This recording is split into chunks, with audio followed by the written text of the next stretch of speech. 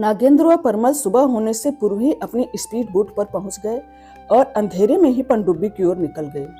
पनडुब्बी में प्रवेश करने के पश्चात उन्होंने शुक्राचार्य को ताम्रपत्र सौंपा। जैसे ही वे शुक्राचार्य के कक्ष से बाहर निकले, परमल ने नागेंद्र से पूछने का साहस किया, क्या मैं उससे मिल सकता हूँ? मैं बस यह सुनिश्चित करना चाहता हूँ कि वह और शिष्य ठीक तो हैं। यह अच्छा है कि तुम्हें स्मरण है कि तुम्हें बिना मुझसे पूछे उसके कक्ष में जाने की अनुमति नहीं है परमल। यही बात मुझे तुम्हारे बारे में पसंद है, तुम चीजें तुरंत सीखते हो, नागेंद्र ने कहा। परंतु इस बार परमल को सराहना पसंद नहीं आ रही थी। वह अनावश्यक रूप से मीठी बातों से चिढ़ा हुआ था, क्योंकि वह केवल सुनना चाहता था, हाँ तुम जा सकते हो। परंतु इसके बदले में नागेंद्र ने उसे जो उत्तर दिया वह नहीं था। नागेंद्र परमल के समीप गया, उसके कंधे पर हाथ रखा और कहा, मैं समझता हूँ कि तुम उसके स्वास्थ्य के बारे में चिंतित हो, विशेषतः अब जब तुम जानते हो कि वह असुरों से घिरी हुई है और तुम्हारी अनुपस्थिति में पनडुब्बी पर एकमात्र स्त्री है और मेरी भी। परंतु मैं तुम्हें विश्वास दिलाता हूँ कि वह बिल्कुल ठीक है और विश्राम कर रही है, और फिलहाल तुम्हें भी ऐसा करना चाहिए। तुम सारी रात सोए नहीं हो और बहुत डरावने लग रहे हो।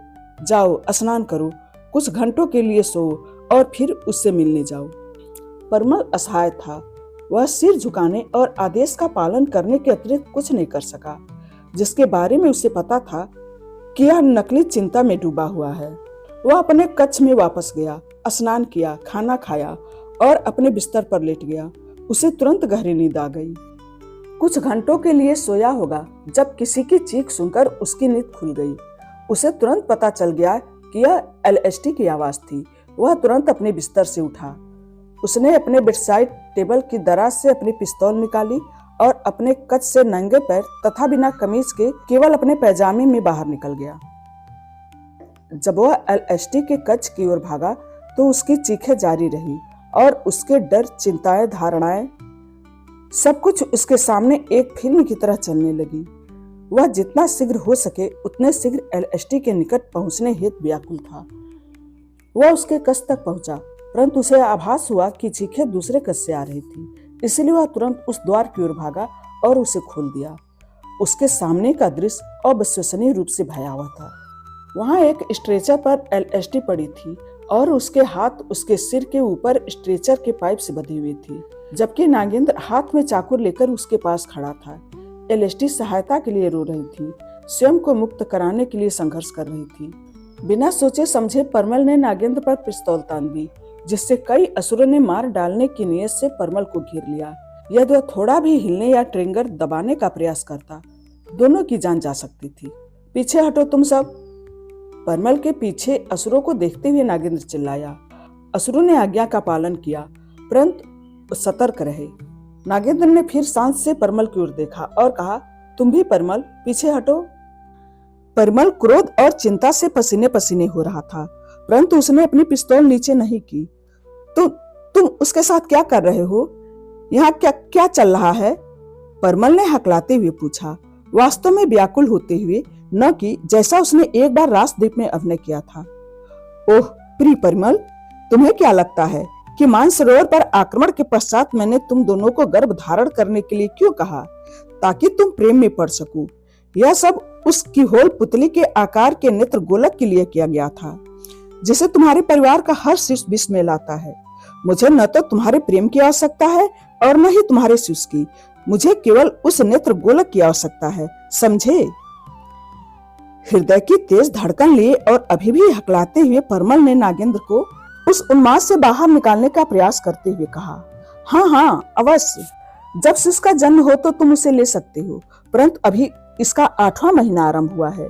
शिशु अभी निर्बल है, अभी इसके जन्म का समय नहीं हुआ है। और जन्मे शिशु और एलएसटी के लिए भय और चिंता से बड़े बड़े नेत्र लिए परमल ने नागेंद्र को मनाने का बहुत प्रयास किया। नागेंद्र ने इस पर विचार किया और कुछ मानसिक गणनाएं की। परमल ने अपनी पिस्तौल नीचे करनी आरंभ कर दी और एलएसटी ने राहत की सांस ली। परमल के पीछे खड़े असुरों को देखते हुए नागेंद्र ने कहा, कभी कभी वह अपनी भावनाओं से प्रेरित होता है, परंतु कुल मिलाकर वह एक आज्ञाकारी लड़का है और वह समझ जाएगा, है ना परमल? नागेंद्र ने परमल की ओर देखा। परमल एलएसटी को उस कक्ष से बिना किसी छत के बाहर लाने के लिए कुछ भी करने को तैयार था और इसीलिए वह नागेंद्र के हर शब्द से सहमत था। बिल्कुल। इस पर नागेंद्र ने कहा, अच्छा, इसीलिए द्विपक्षीय वार्ता यहीं समाप्त होती है। अब मैं शिष्य को जीवित बाहर निकालने हेतु एलएसडी को काटूंगा।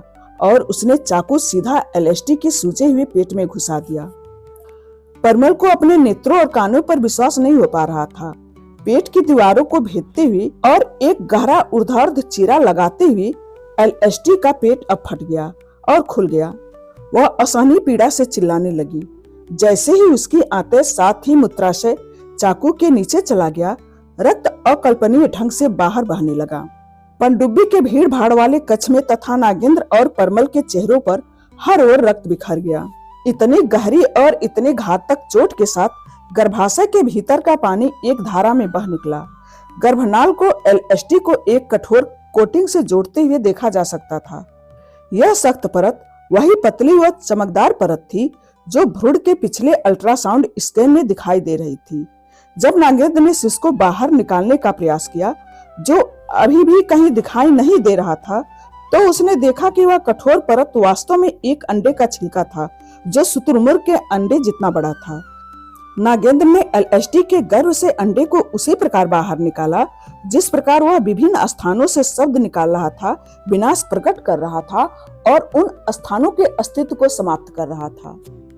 जैसे उसने अंडे को मृत्यु की ओर बढ़ रही एलएसडी के पास रखा और खोल को फाड़ कर खोला, कक्ष में उपस्थित हर कोई यह देखकर चौंक गया कि उनके सामने क्या हो रहा था।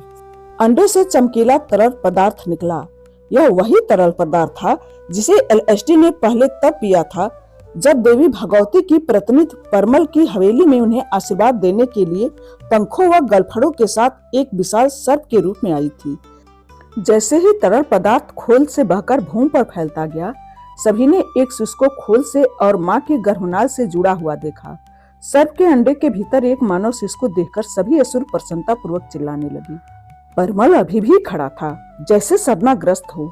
वह इतना स्तब्ध था कि उसके मुंह से एक शब्द नहीं निकल रहा था।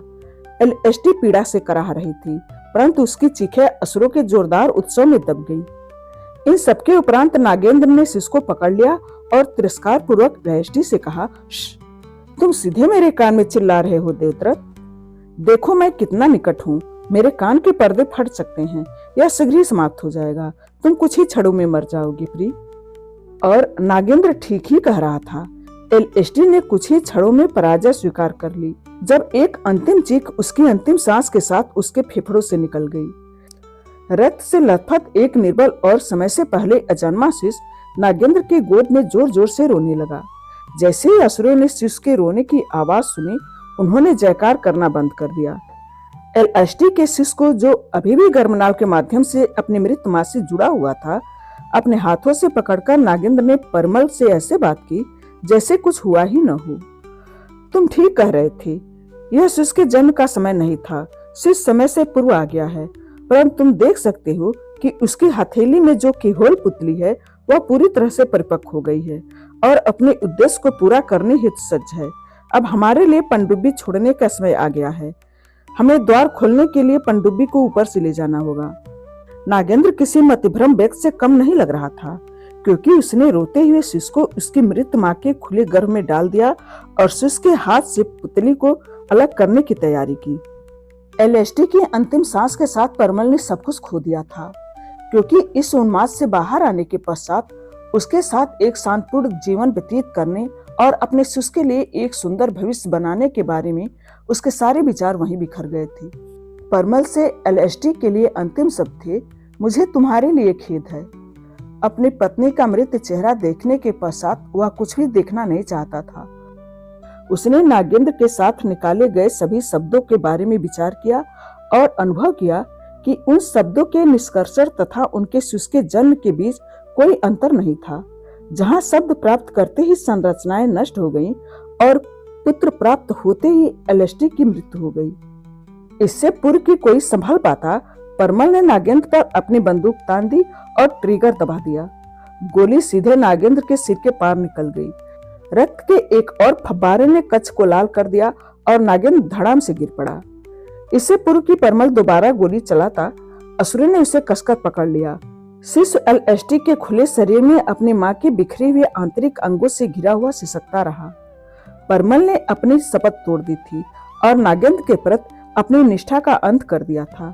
यह परमल के वरदान के समाप्त होने और उसके मानवीय शरीर के लुप्त होने का समय था। एकाएक उसकी दृष्टि धुंधली होने लगी और उसके नेत्र बाहर निकल आए तथा भूमि पर गिर गए, जो असुरों के पैरों तले कुचले गए जब वे उसे पीट रहे थे। अब खोखले हो चुके उसके नेत्रों के कोष पर त्वचा की एक परत तेजी से बनने लगी। जब नागेंद्र उठने लगा, परमल का निजी शरीर सर्प में परिवर्तित हो रहा था। जहां नागेंद्र की शक्ति वापस आ रही थी और वह पुनः खड़ा हो रहा था, वहीं परमल का शरीर अपना संतुलन खो रहा था और अंततः नागेंद्र के सामने गिर गया। जहां एक ढह गया, वहीं दूसरा फिर से उठ खड़ा हुआ। परमल का आधा भाग अब एक असहाय अंधे पुरुष में परिवर्तित हो गया था और दूसरा आधा रीढ़ विहीन रेंगने वाले सर्प में। अब वह केवल एक दृष्टिहीन मनुष्य और बिना विष का एक सर्प था। असुर इसे पकड़कर नोचने और काटने लगे।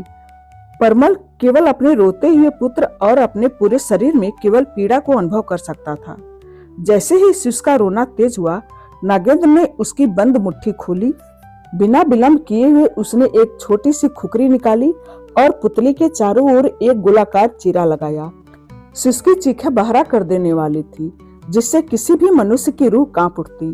परंतु जिस प्रकार पनडुब्बी सबकी दृष्टि से अदृश्य रहती थी, उसी प्रकार शिशु की सिसकियां भी किसी के द्वारा कहीं भी अनसुनी थी।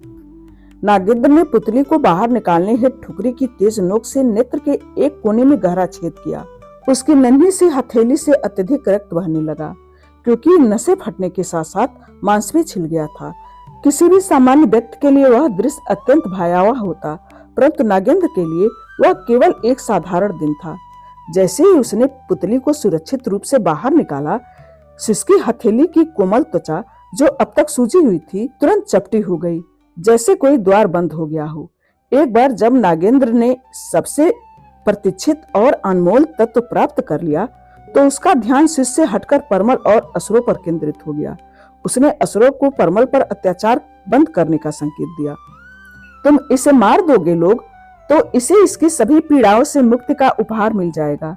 तुम इसे यहीं अधमरा छोड़ दोगे और यह धीरे धीरे मरेगा, यह जानते हुए कि मैं अजय हूँ। इसे मुझ पर गोली मारने का पछतावा होगा। इसे ऐसे ही रहने दो, नागेंद्र ने कहा और चला गया। उसके पीछे असुर दल के अन्य सदस्य भी चले गए। इस कहानी का शेष हिस्सा अगले वीडियो में। धन्यवाद।